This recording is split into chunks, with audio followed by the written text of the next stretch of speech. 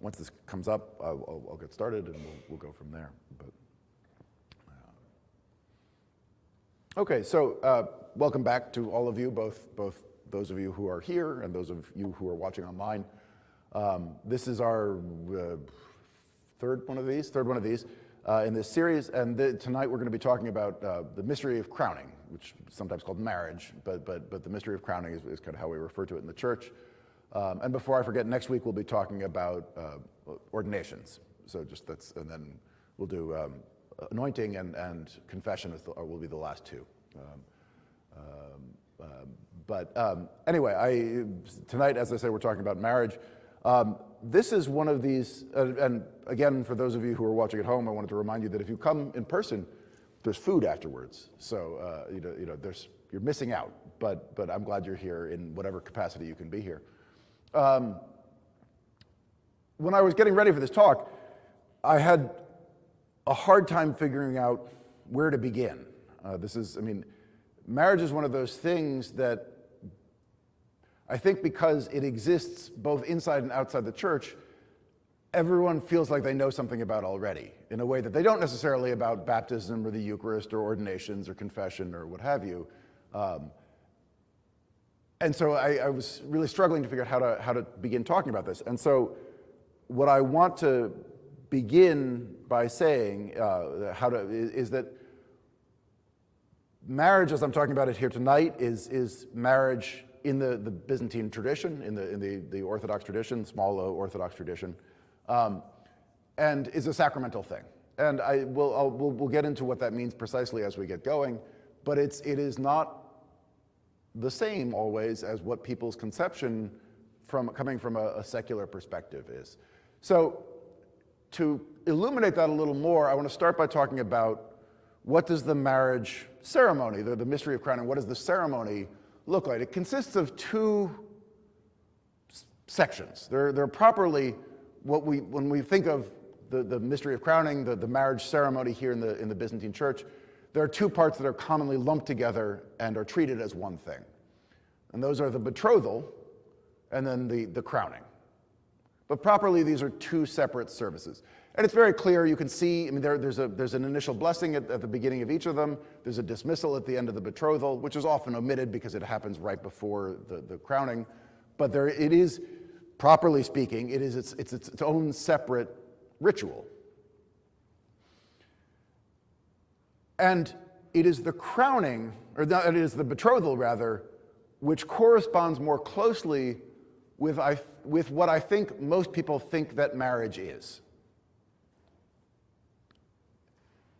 It is in the betrothal that you have the exchange of rings in our tradition. That's where the exchange of rings happens. It is also, in our tradition, where the mutual consent of the couple happens. That is where the couple say, yeah, this is, I'm here voluntarily. I chose this. This is not something that is being forced upon me. There's no one holding a gun to the back of my head. I haven't been tricked into this, whatever the case may be. This is something that I have chosen voluntarily. That happens in the betrothal in our ceremony. It is not part of the marriage. It is not part of the crowning. And this is something that is distinctly different, not just from the Protestants or from the secular world, but even in the Roman Church. It is the theology of the Roman Church that it is the mutual consent of the faithful that affects the marriage bond. That is to say, that the couple marry each other, which is why in the Roman Catholic Church you can get married in the presence of a deacon, because the church is serving as a witness and is therefore making sacred the exchange of consent that is effected by the couple, whereas in the Byzantine Church, in our tradition, consent, while necessary, is a prerequisite for marriage, not the thing that affects the marriage. It is not the marriage itself. It's absolutely necessary. I don't mean to say that it's unimportant. Absolutely it's important.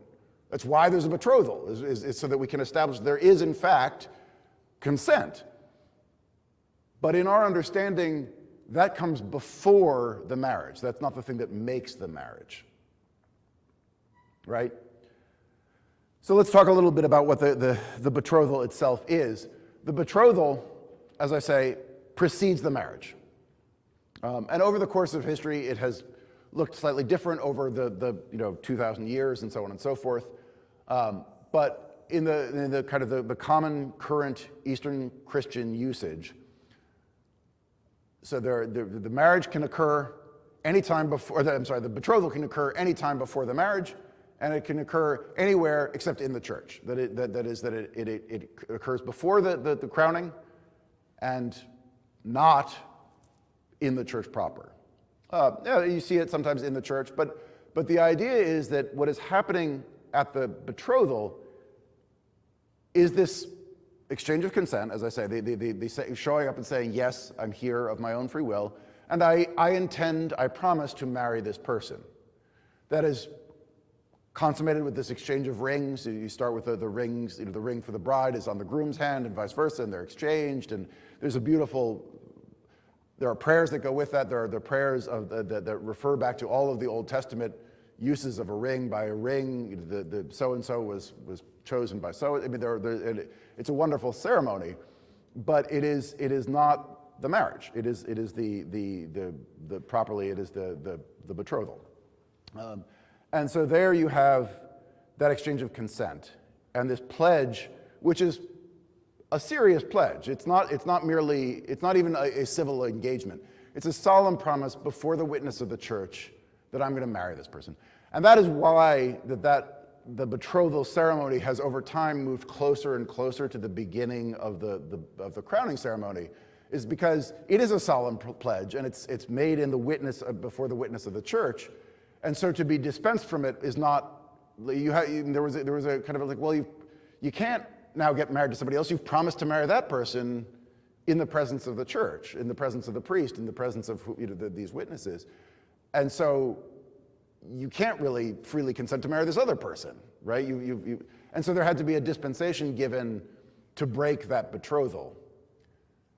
And so to avoid those problems, one of the ways to solve that is to move the betrothal right before the crowning, because then there isn't a lot of time for anything to go wrong, right? I mean, it affects that. Whether it loses perhaps some of the pledgy kind of value of the ritual is arguable, but it is in that betrothal ceremony that we see that exchange of consent, the willingness to, that's where the couple comes together. They say, this is the person I have chosen to marry. This is the person I'm going to enter into this sacramental life with. And then, one of the reasons that this happens outside the church is that in our tradition, when you come before the church to be married, but come before God to be married, you do so as equals. In our tradition, brides are not given away by their fathers. Fathers do not own their daughters. In our tradition, the husband and wife are the new Adam and Eve. They are crowned by God, by the priest, by God through the action of the priest. But they come to the church as equals. They come as Adam and Eve in paradise were joined by God, not because Eve was given to Adam by her father, but as partners, as equal partners in this endeavor of creation. The same is true for us. And so in our tradition, the bride and groom enter the church together. They are the last part of the procession into the church. They're preceded by the wedding party, the clergy, all those things. But they come in together, and they come in bearing candles. Why candles? Candles for us are again, a ritually significant, symbolism is a huge part of our tradition, as I've touched on at various points. But they come bearing candles, and yeah, okay, by all means bring a bouquet. But that's again something we've kind of imported from the West. That's not really, the bouquet is not for us symbolically significant. There's nothing wrong with it, but it's something we've tacked on living here as we do in the West,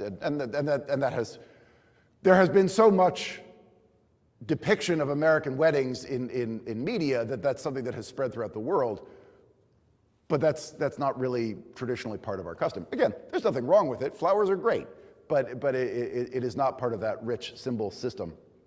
So people bring the married couple, the couple that is to be married, enters the church carrying candles, and indeed holds candles for most of the ceremony, because candles are a sign of the light of Christ. I mean, candles do a few things. They represent, we carry them in procession in church for a few reasons.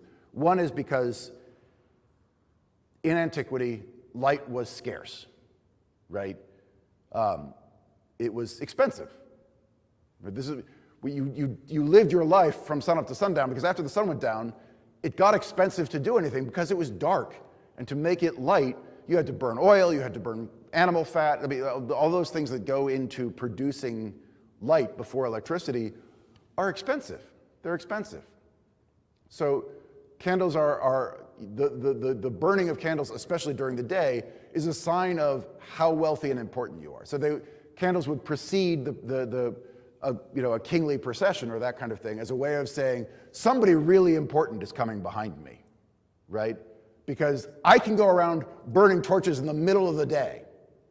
That's expensive. Nobody needs this, but it's a way of showing off, right? So that it is a sign that those in this procession are important. That's part of why we do it. Light, of course, for us is an incredibly important symbol, right? We see we have. Does anyone light a candle and put it under a bushel basket? No, light is that in the medium in which we live our lives, right? Light, Christ is the light of the world. On and on and on. There's over and over in the Gospels we hear about the importance of light as a sign of life and resurrection and all of these things to come, and of nobility and the kingship. And so the married couple carries candles in the procession because they are to be crowned, they are to become the new Adam and Eve, they are to be the king and queen of their kingdom. We'll get more into that shortly. And they are to be witnesses both to each other and to the world around them. And again, the symbol of bearing light as a witness to the world around you has its roots in the gospel. Again, in the light under the bushel basket, or no, you put it on a lampstand to be a light to the world.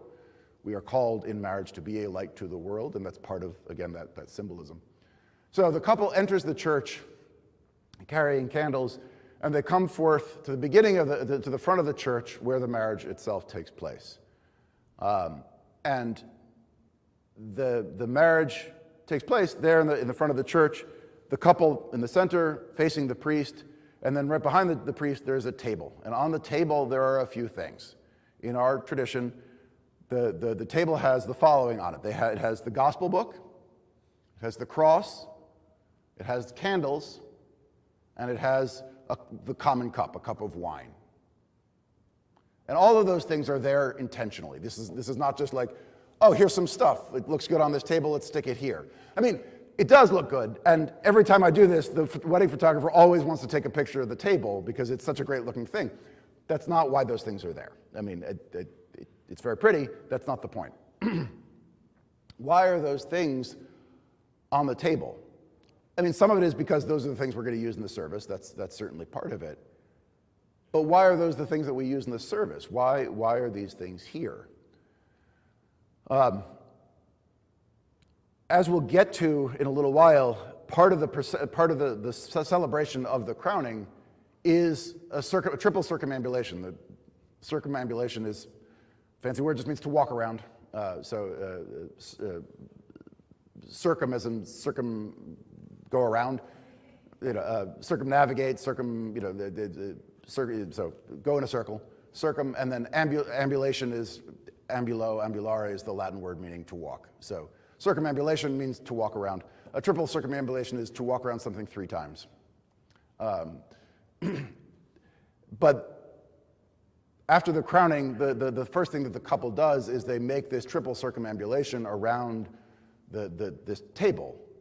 Why? What is the point of this? Well, in our symbol system, 3, in addition to being the number of persons in the Trinity, is a sign of completeness or repetition or unbreakingness. I mean, they're all kind of linked concepts. And the act of walking around the table says that these are the things that are going to be at the center of our life as a couple. And so the triple circumambulation says these are the things that will be the center of our lives forever. the cross, the gospel book, the candles, and the common cup, which represents the Eucharist. These are the things around which our lives as a couple will center. This is why these are the things that are on the table. Yes, many of them are used in the service as well, but the hand cross is not. It's not, and we don't normally keep the gospel book on a table in the middle of the church. These things are brought out to be walked around because the point is that these are the things that are to be the center of the lives of the married couple. But I'm kind of skipping ahead here. I want to go back to the crowning proper. I have talked a bit about, there are litanies, again, leading up to the crowning, where we talk about the blessings that we're asking for this couple, including children and a wealth of good things and all these sorts of things, that they be free from want, that they have plenty of grain and wheat, wine, and oil, all the things that make life good and fulfilling, and lots of prayers for children, all that kind of thing, that we want the couple to have all of these good things. But the central act of the mystery of crowning is crowning. It's there in the name, but the crowning is the high point of the marriage celebration for us. It is the crowning, and so the crowning is, as I alluded to earlier, is it does several things. So one is the man and wife become a new Adam and Eve. They are given dominion over a new creation. They're their family unit. That this, as Adam and Eve were given dominion over creation in paradise, so too the man and woman are given dominion over their part of creation. That this part of creation is yours. And that you have the same rights and responsibilities as Adam and Eve did in paradise. That this thing is here, and it is good for you, and it is for your enjoyment, and it is your responsibility to tend it and care for it and make it grow and flourish, to be fruitful and multiply, all of these things. So the part of the symbolism of crowning is that this is a recapitulation, a beginning over a new creation, that we see as a microcosm, as a small, repeated, lived out example of the broader creation history, this marriage. That's part of why we do crowning, because these are the new king and queen of their creation. The other major symbolism of crowns in our tradition is a sign of martyrdom. We just, this past week, celebrated the 40 holy martyrs of Sebast, which just a very brief retelling of the story, in case you don't know it off the top of your head. This is in the days of the persecution in the early Roman Empire, in the Roman Empire, in early Christianity. This unit of soldiers, 40 soldiers, were found to be Christians, and so they were to be executed. They were given the opportunity to recant, they refused, and they were to be tortured and executed. The particular method of torture and execution was they were to be stripped naked and sent into this freezing lake to die of exposure over the course of the night. And the other soldiers had fires and tubs and warm water and all those things. It kept calling, recant and repent of your wickedness, your belief in this strange cult, and come back to the shore, burn incense to the gods, and we'll take care of you. We'll warm you right back up. And over the course of the night, the men stood in the water and sang hymns and encouraged one another and gave each other strength.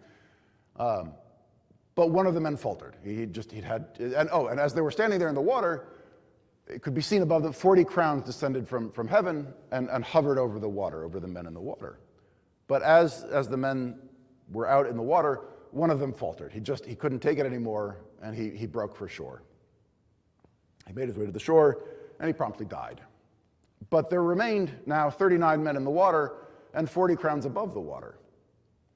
And one of the soldiers on the shore, seeing the witness of these men, seeing the steadfastness of their faith, and that even in the face of great adversity, that they were joyful and singing songs and encouraging each other, he said, "I want what they have."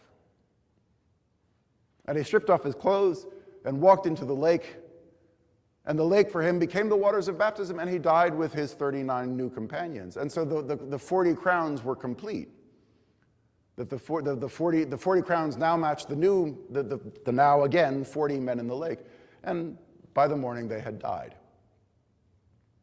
But one of the words I used in there is that this man was moved by the witness of these men, because the word martyr, represented by a crown in our symbolist system, means witness. That's what the Greek word means. It means witness. That's what that means. Martyr is a witness. And so the other reason that the man and woman are crowned in marriage is that they are to be martyrs to each other.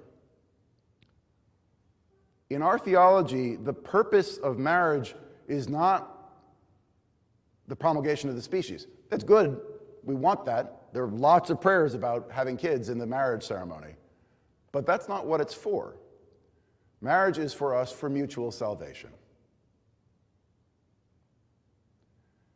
And how does that work? If we read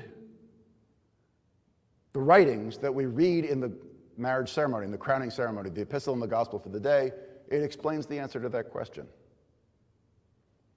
St. Paul talks about the husband and wife and their relationship, and then we see the same thing repeated with a slightly different spin in the gospel.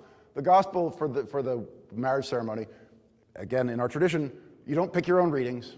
There's one epistle, there's one gospel. Those are the ones you get. That's it. The gospel is the Gospel of John, the wedding feast at Cana, where Christ worked his first miracle. Why do we use this reading? Is it because weddings are fun, everyone likes a wedding? Oh, look, even Jesus liked weddings. What a great thing to... No, that is not why we read that gospel. The wedding feast at Cana is read at weddings because it tells us what the point of weddings is. Because as we understand it, and again, in our Byzantine tradition, the relationship between Christ and his church is the same as the relationship between a man and his wife, and is also mirrored by the relationship between Christ and the Theotokos. So what happens at the wedding feast of Cana? They run out of wine, and the Theotokos comes to Christ, that is to say that the bride or groom comes to their spouse and says, this thing has happened, right? There's this tragedy. And yes, Christ says, my time has not yet come, what is that to me? And when he says, my time has not yet come, he's looking forward to the time of his crucifixion and the perfection of his earthly glory. But my time has not yet come. And Mary, the Theotokos, does not argue with him. She says, oh, do it for me, Jesus, or how this party is really going to be miserable if there isn't some more wine, or whatever. She simply turns to the servants and says, do whatever he tells you to do. Because she has complete and utter trust in Christ. She knows that he will make it right. She knows that whatever it is that he says to do, that's the right thing to do.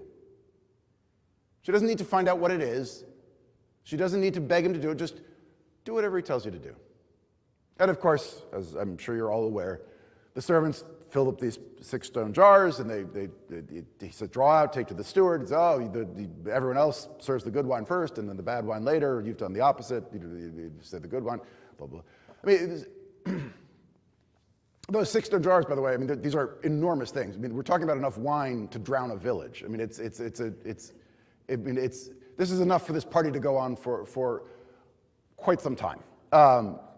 And one of the things that is shown forth in this miracle is that God does not give us merely enough, but he is super abundantly good.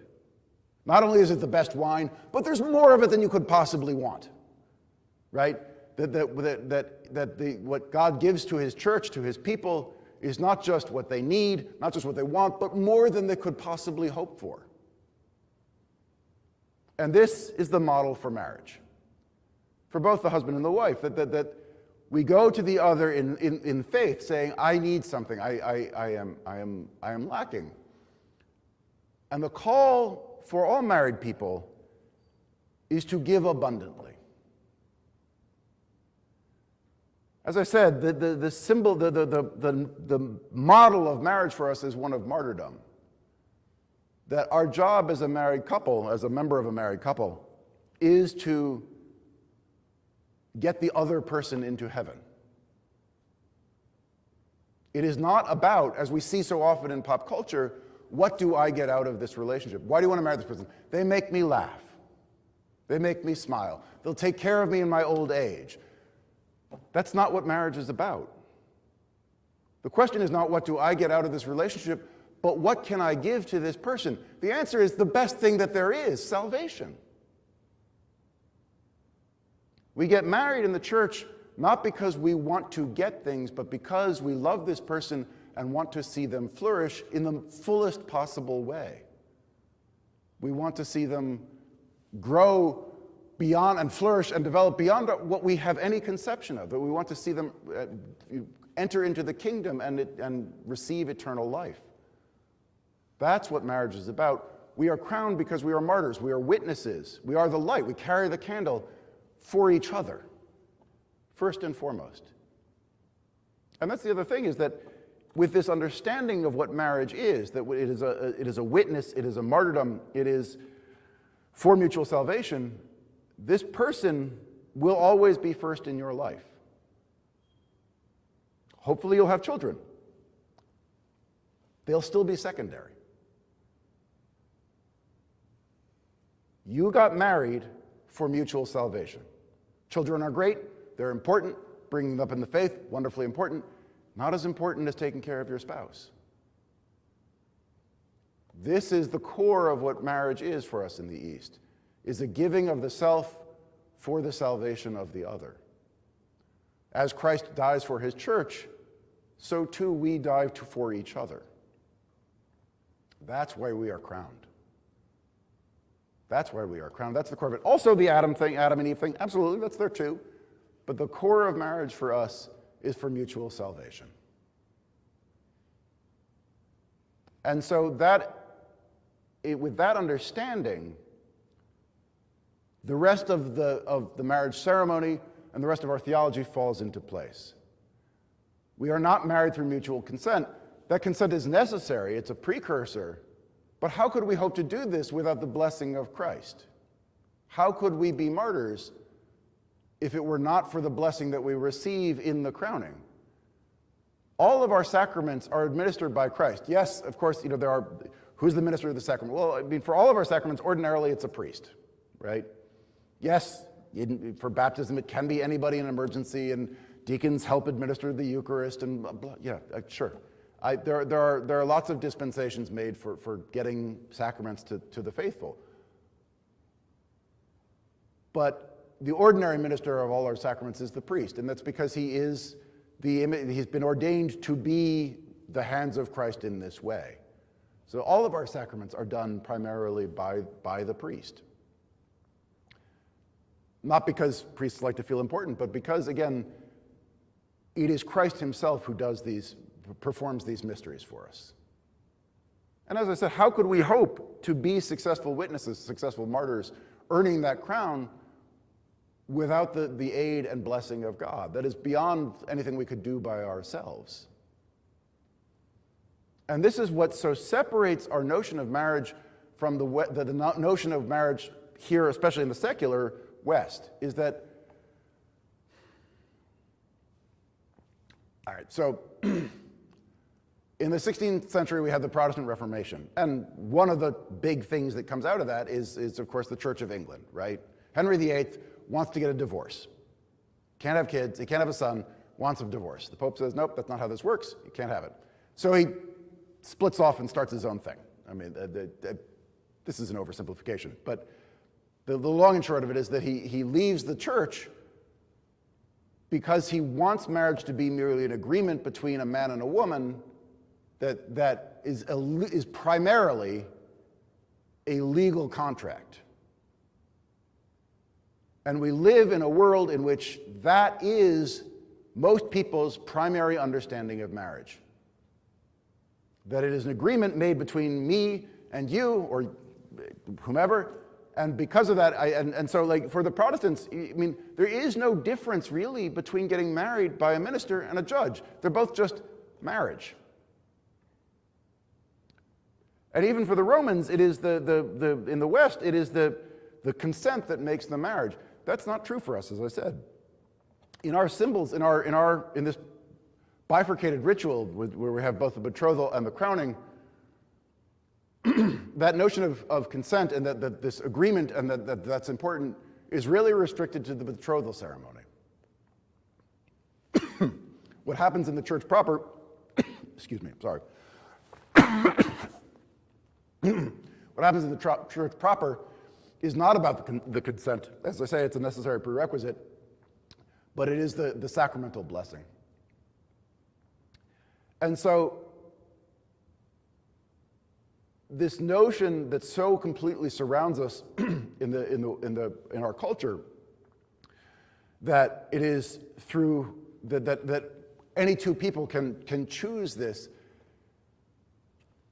I think we have, as a church, we have not done a good enough job of explaining the difference between the Protestant notion of marriage and our understanding of marriage. And the result is that people don't understand, why is marriage what it is? Because it is not just an agreement between any two people who want to get married. It is a recreation of Adam and Eve. It is for salvation, and it is done by God. And that, for example, so one of the things I've touched on a few times in this course is the narthex is the outer world, the nave, the large room we're in is the kind of the boat, nave, same root word as navy, as boat, leading us to salvation. Behind me, the holy place is the kingdom to come, paradise, where we are trying the boat, the destination of the boat.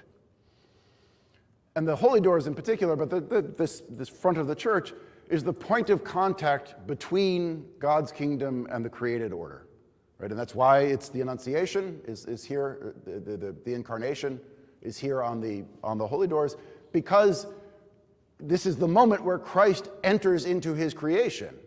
It is the point of contact between God and the created order, just as this space is the point of contact between God and the created order. That's why this icon is the one that is on the holy doors. The sacraments are done by Christ through the person of the priest. The place to do them is at the point of contact between God and his creation. It's why we get married in church. All of our sacraments happen in church. It's not just that one. All of them happen here because this is the point of contact. Yes, we take communion to the sick. I did that yesterday. But that's not the normal order of things. Yes, you can get baptized at home in an emergency, but that's in an emergency. The proper place for baptism is in the church. The proper place for chrismation is in the church. The proper place for all of the sacraments is here at this point of contact between the divine and the created order. Excuse me. So when people say, I want to get married on a beach, it's so pretty. It's like, yeah, of course it's pretty. God created the world and said that it was good. Everything he created was good. But that doesn't mean that everywhere is the proper place to do everything. If we understand that marriage is not merely this mutual consent, this giving, this agreement of oh yeah, I want to marry you, I'll get these wonderful things out of it, you'll take care of me when I'm old, we'll have kids, it'll be great. If that's all you think marriage is, sure, I guess get married on a beach. Why not? You can get. If that's all it is an agreement to take care of each other and to get nice things, then it would make sense to get married wherever you think is beautiful. But if you understand that marriage is much more than that it is a sanctification, it is the transformation of the relationship established in the betrothal, transformed into this salvific thing, the place to do that's here. That belongs here. That's not something that we just do wherever is convenient. Right? And this is true not just of marriage, it's true of all, so the holy table, on the holy table, the thing you need to do liturgy as a Byzantine priest is the antimension, which is a word that means in place of a table. Anti is in place of mensa is the table. And it's a piece of cloth that is given to a priest by the bishop. It says, you are my subject and we are in communion and you are authorized to do the liturgy. And it's just a piece of cloth. You can put it on anything because we're not Jews, we're not Muslims, we are not bound to the created order in that way. There is not, this is the temple where we must offer sacrifice. All of creation has been redeemed by Christ's incarnation. And so yes, in an emergency you can take that piece of cloth and you can put it on the hood of a Jeep and you can do liturgy. But as I've talked about over and over again, I think in this class, but certainly in my homilies, the question we ask ourselves is not, what is the minimum requirement? What is necessary as an absolute minimum to get away with? What is the ideal? That's the question that we must ask ourselves about marriage, about doing the liturgy, about fasting, about doing the sacraments, about giving ourselves to our spouse as martyrs for their salvation. We don't ask, you wouldn't ask your spouse, sweetheart, I love you and you have given me all these good things, but it's an awful lot of work. It's just a lot of work. And so the question I have to ask for you is, what's like the least I can do so that you won't be super angry and leave me? Like, the bare minimum is really what I want to know. I mean, like, there's so many, like, there's Valentine's Day, and there's our anniversary, and there's your birthday, and there's Christmas. Oh, it's just exhausting. You know, I mean, I hope that doesn't hit close to home for anybody, but if it does, I'm sorry. But there's something wrong with a relationship that looks like that, right? That is not, we all understand that that's not the way this is supposed to work. If you love somebody, the question you ask is not, what's the least I can do to be with you? It's, what more can I do because I love you so much? I want to give myself fully and completely. That's true in marriage. It's also true of the sacramental life. It's true of our liturgical life. And so the question is not like, what's required? What's the minimum I can get away with to have a valid liturgy? The question is, what's the best I can do? We have this beautiful building. We build a place where we can celebrate liturgy as fully and beautifully and perfectly. That's where we should celebrate liturgy. That's where we should celebrate the sacramental life. The question isn't, as I say, what can we get away with? The question is, what are we striving for? And so that's, you know, because this is a question that comes up all the time, why can't I get married at this beautiful chapel? Why can't I get married in this garden? Why can't I get married on this beach? Because this is the place where God has promised to be with us, to interact with his people, to say, this is the point of contact between the eternal and the created. This is the point of contact between the human and the divine. This is where we come together to be sanctified. This is where we come together to receive the Eucharist and become the body of Christ. This brings me to the other thing that I really want to make sure I hit on tonight, which is that, as I think I've mentioned for all the sacraments, none of our sacraments are private. None of our sacraments are private. The crowning of the couple is done by Jesus Christ. We collectively are the body of Christ. We, the church, are the body of Christ. The church should be present for the crowning of the couple. I'm not talking about the reception. I'm not talking about the rest of it. You want to get married, you want to have I understand we can't all afford to feed everybody or you don't even like everybody. That's fine. You should invite them to the wedding. Feel free not to invite them to the reception. If they give you a hard time, tell them to come talk to me. I said it was okay. Right? What we are doing here, the actual sacramental part of the wedding, should be a joy for all the faithful. And it should be open to all the faithful. Their presence enriches it. They are praying for the beginning of this wedding. They are praying for it to be effective, to be salvific, to be what we want it to be. They should be here. Again, I'm not talking about the reception. I'm not talking about the photographs. I'm not talking. That's great. We all like to celebrate big and important things, and that's fine. Do that however you want. But the faithful should be here for the wedding. That is our tradition. That is the right way to approach this. As I say, if you don't want to invite people to the wedding, you don't like, or to the reception, you don't like them, again, tell them to come talk to me. I said it was fine. But none of our sacraments are to be hidden away. Chrismation, baptism, they are the sacraments of initiation, that they are, as I said that night, what kind of organization would initiate people and then you turn around to see who's there to welcome you and there's just nobody? Like, no. Of course it's meant to be done as a communal activity. Communion, I mean, it's right, it's communion. It's communion, community. I mean, I hope I don't have to explain, but like it's to be done as, it is what makes us the body of the Christ. It is what unites us. Of course it should be done communally. Can it be done in the home? Yes, of course, yes. If I take communion to people in the hospital regularly, I'm happy to do that. But ideally, so we're not talking about what's acceptable as a minimum, but ideally we do it communally. The same is true for marriage. The same will be true of ordination next week. We'll keep coming back to this. But the sacraments are meant to be public. They are meant to be performed in the presence of the community. That doesn't mean that everyone is participating in the marriage, but they are there witnessing it. They are there praying for it. They are there lending their approval and support. Because these are also the people who are going to support this throughout. The gospel we had this past Sunday, just yesterday, right? In our tradition, it's the second Sunday of Lent. The man on the stretcher, he's got 4 people carrying him. They can't get into the door to see Jesus because it's so crowded. They climb up on the roof. They pull the tiles off the roof, and they lower him down. And Christ looks up, seeing the man before him, and he looks up and he sees their faith and forgives his sins.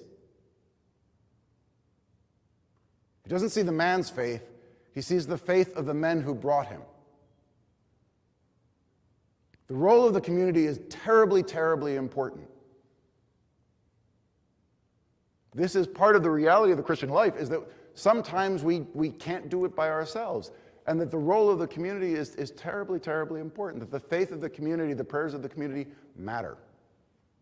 And they should be there at the beginning of the wedding. They should be there at the beginning of the marriage to give their prayers, to lend their support, to bring their faith to the blessing. That is part of the role of the community. There's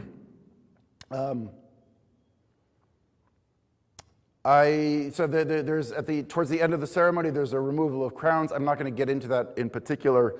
That is customarily done 8 days later. I don't want to get into that particularly today, but that's just that's part of that. So that's those are supposed to kind of, I mean, you wouldn't necessarily go everywhere you went with them on, but the marriage is not complete immediately. It's not just a one and done. It's something that carries out into your life.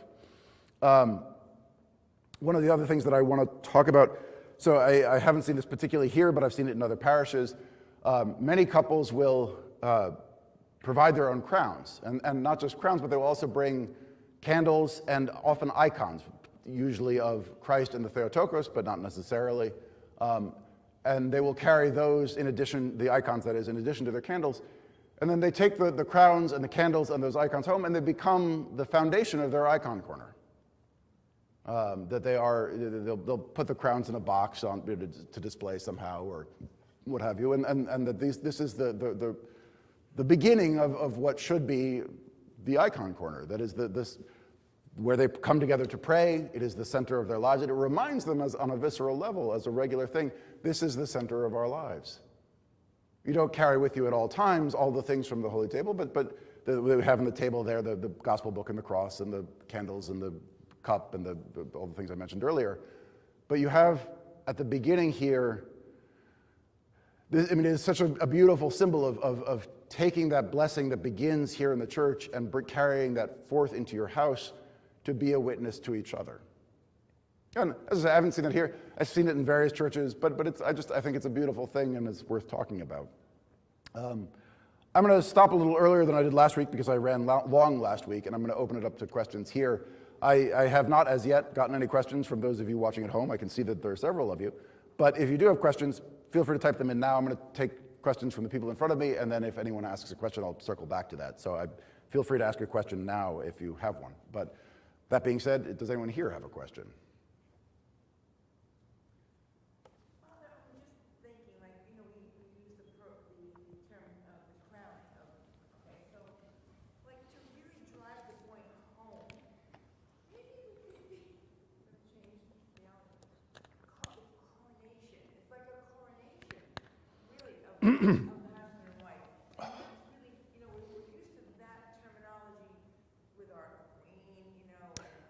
Sure. I mean, so could we call it a coronation rather than a crowning? I mean, yeah. I mean, coronation really is just another word for crowning. I mean, but yeah. I mean, the traditional phrase is. Really kind of would embody the whole seriousness of. Yeah. I think for myself, mystery of crowning does just fine. I mean, that's and it is a sufficiently. It's already a fairly different way from the way.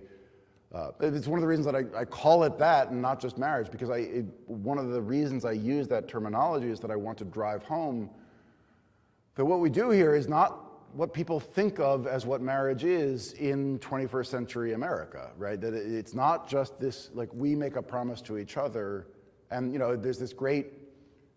So let me circle one more thing about that, and then I'll go back to questions.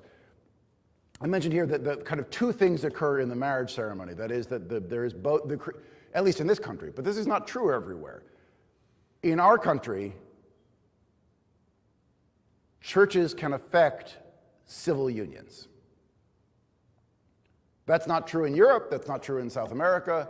That's not true in much of the world. So my sister's friend Lottie, she from England, married somebody from France. They got married in France. They had to go to the courthouse and get civilly married, and then you go to the church and you get sacramentally married. And they're separate events. In this country, because we were founded by Protestants, I guess, I'm not entirely sure about that, but that would be my guess, is because Protestants don't really have a distinction between getting married by a minister and getting married by a judge, the norm here is that when you get married in church, that also affects your civil marriage, your civil union. But that happens more or less accidentally. I mean, if that corresponds to any part of our service, it's the betrothal, not the crowning. That's where the exchange of consent happens. That's where that pledge to take care of each other and all that kind of thing, that's really part of the betrothal. So again, the fact that I almost wish we didn't civilly marry people in the church, because I think it muddies the waters. It makes it slightly more confusing the difference between what we do in the church and what other people do when they go to the courthouse. They're not the same thing. They're not the same thing. And so in some ways, I wish that we had kind of the French model where you go and get a civil marriage license, and that's your civil marriage. In the eyes of the state, Lottie and Florian were married when they went to the courthouse. In the eyes of the church, they were married, however much later it was. I don't know. But it was when they got married in the church, that's when they got married, because they're different things. And the fact that they happen so joined together in time here in this country makes that more confusing, in my mind. Anyway. So back to questions. I don't think I have a question, but I have a comment. Sure. I so wish I would have known our real traditions before we got married, because some of them I would have loved to incorporate now, Sure. especially the entrances and sense. Yeah, it was. So the comment was, I wish I'd known this before I'd gotten married, and I mean, fair. I'm sorry you didn't. That's part of why I'm doing this, right? Is so that the way more people will know before they get married is if they come to these things and they listen to me talk or they watch them online, and I mean, I think we have really. I alluded to earlier that we both in East and West. We have failed at catechizing our faithful for a very long time. I'm not just talking about in this parish. I'm not just talking about in the Melkite Church. I mean, much more broadly than that. We have not done a good job, we, the church, of teaching what we believe to the faithful. And that's a great shame. I think it's a particularly great shame. I mean, I'm biased, but I think it's a particularly shameful thing because there is so much rich symbolism and tradition here. It's a shame we don't do a better job of telling people what that means. So somebody reminded me, another thing that distinction between what we do here and our understanding of marriage. Marriage doesn't end in death for us. Marriage is eternal. since the goal of marriage is mutual salvation, it would be really weird if it ended at death. That wouldn't make a lot of sense. It extends into the kingdom to come. Yes, if your spouse dies, you can be remarried, but it is not that the first one ended. You were given a dispensation. It is because of human frailty that remarriage is allowed under those circumstances, not because it's a good thing to do. Right? Ideally, you marry one person, and that's that. Because you are married for mutual salvation that carries forward into the kingdom to come. And not to get, again, I'm not going to get too deep into this because there just isn't time. But in the Orthodox world, where there is, people say, oh, the Orthodox have divorce. They don't really. What they have is permission to remarry. The church never says these people are divorced. They recognize that this relationship has died, and now this person wants to get remarried, and there can be a dispensation allowing them to remarry. But it's not like you come to the church. The church isn't in the business of breaking up married relationships. That's not the point. And so in those subsequent marriages, which is what they are, there is no crowning. It's a much more penitential tone. The priest wears red instead of bright vestments. I mean, it's not something that we see very often, but it is that it is acknowledged that, okay, fine, if you don't get married, you just can't stop sinning. So we'll let you get married because it's, as Paul says, it is better to marry than to burn, but like, this isn't great. It's done in recognition of human frailty, not because it's wonderful. And in the Orthodox tradition, you cannot get married a fourth time. There are no more than 3. Like that, I mean, and like the emperor, I can't. What are the Byzantine emperors wanted to get married a fourth time? The church, you can't. You can't. We're done. Three was it. And so that's again, because our notion of marriage is not that it doesn't pass away. It is eternal. So all right. So any other questions?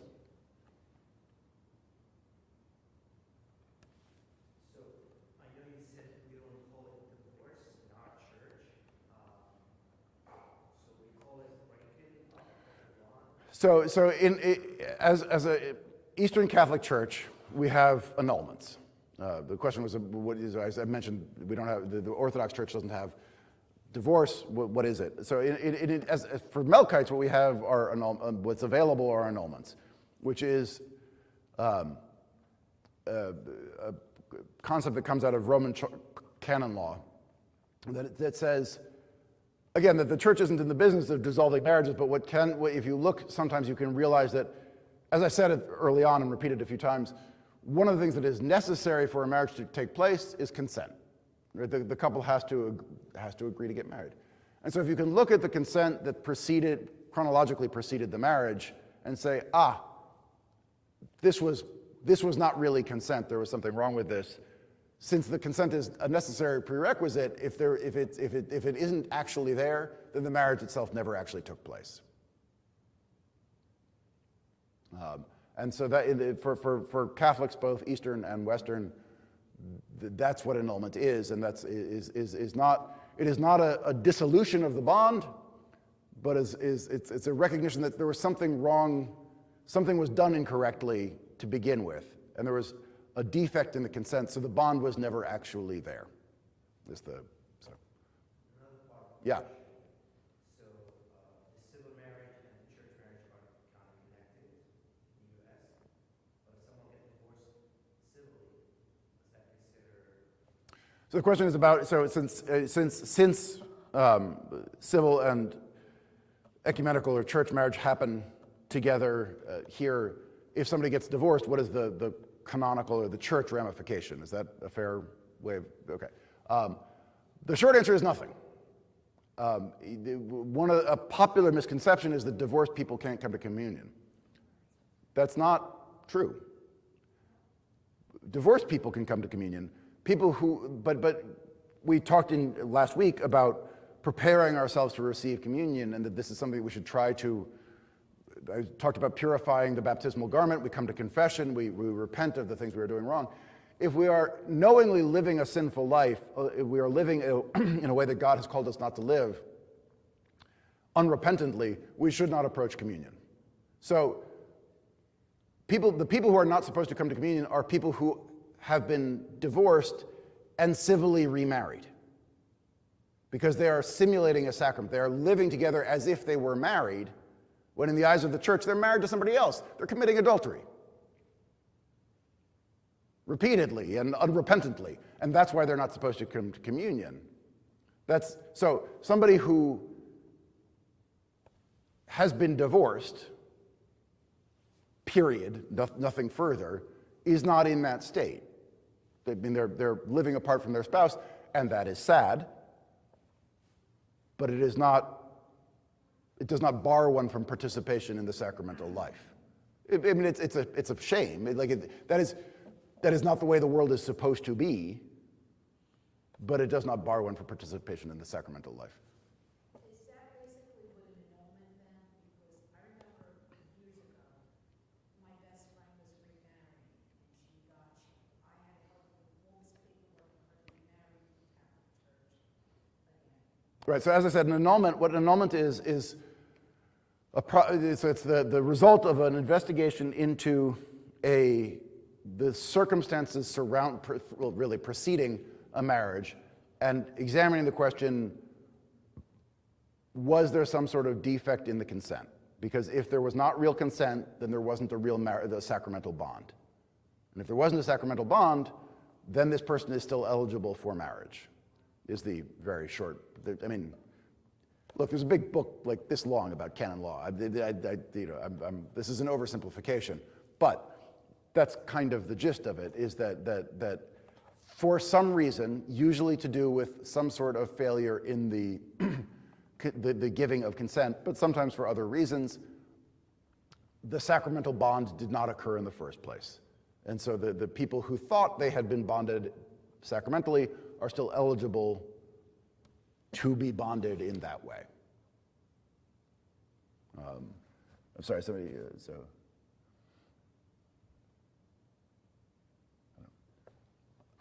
somebody was, is it a sin for me to celebrate my child if she doesn't want to get married in the church? I'm not quite sure what that means.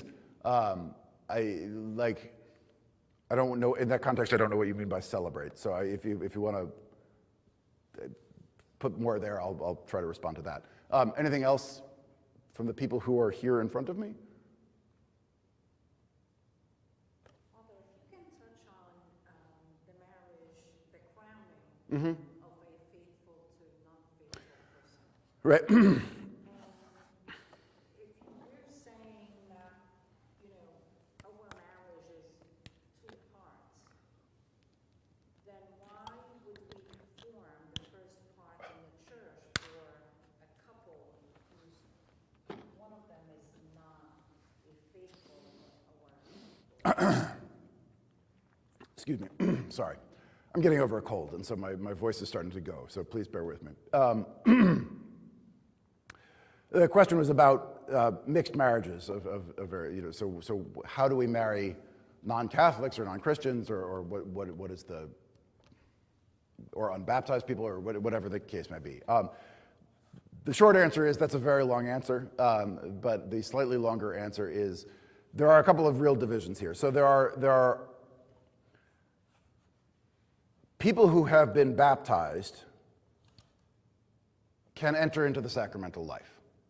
So whether you're talking about a Melkite and a Roman Catholic, or a Melkite and an Orthodox, or a Melkite and many groups of Protestants, those are all people who have been, all of those people, the Roman Catholics, the Orthodox, the Protestants who baptize in the name of the Father, the Son, and the Holy Spirit with water, as I talked about in the first class, those people have been baptized and can enter into the sacramental life with appropriate preparation and so on and so forth. And so those people can still participate in crowning.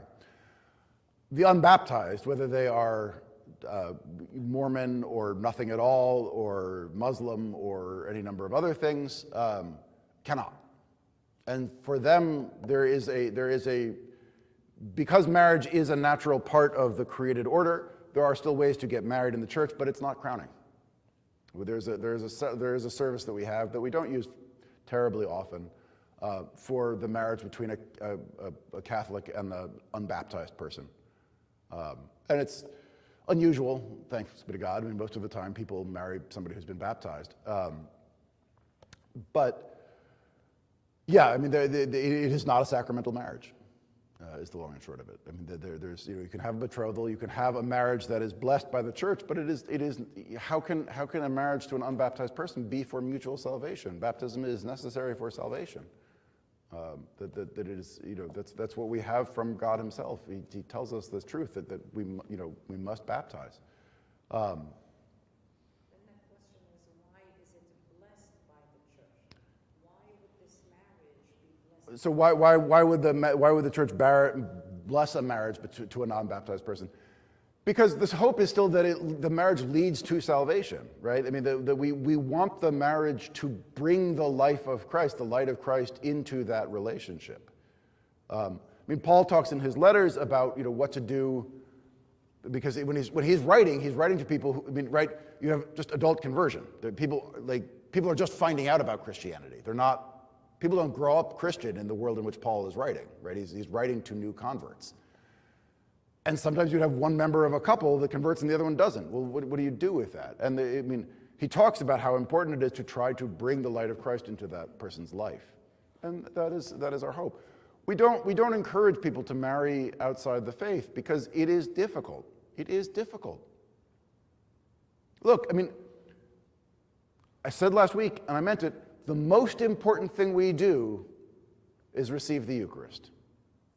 That's true for you, that's true for me, that's true for the monks, the nuns, everybody. As Christians, the most important thing we do is receive the Eucharist. It's more important than my ordination, it's more important than your marriage. It is the height and summit of the Christian life. How can you marry somebody you can't share that with? I don't know. I don't myself, I don't understand that. I mean, it is certainly not something, I mean, if we have this understanding of marriage, that I am dying to myself for the salvation of the other, how could I choose to be the object of that self-sacrifice, somebody with whom I cannot share the thing that is most important in my life? But people do. People do. And the church isn't here to tell you you're doing your life completely wrong. Christ loves us as we are. He wants us to be better than we are, but He doesn't reject us because we are not yet perfect. He loves us. As I said, though, He does expect us to grow, right? And the parent who is happy with her, loves it. My sister, again, she's got two toddlers. She loves them to death, but really looks forward to the day when they stop pooping in their diapers and can carry on a conversation. Like that will be better.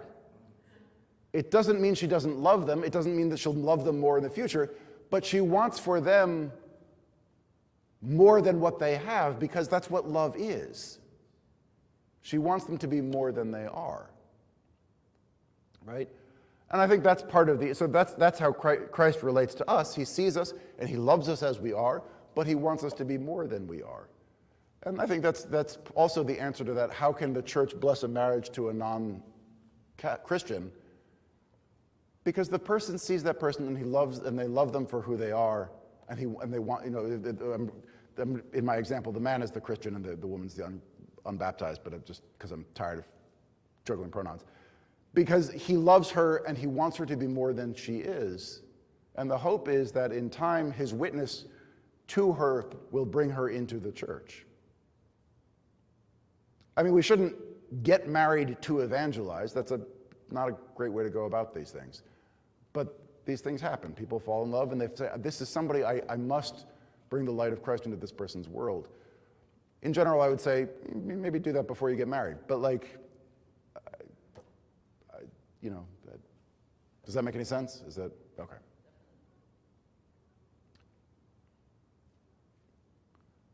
Anything else here? No? Okay. Well, thank you so much for being here. I'm glad we've got a decent crowd. And again, those of you watching at home, I mean, there's food. You really, it's It's pretty good. Ask the people who have been here. They'll tell you the same thing. I don't mean to toot my own horn, but I like to cook, and there's good food over there. So come in person and get the class and have the good food and enjoy conversation afterwards. So thank you all for being here, and we'll do this again next week. Next week, as I said, will be ordination. We'll talk about diaconal and priestly and episcopal ordinations and what the differences are and how it's done and all that kind of thing. Thank you again for being here, and I'll talk to you soon.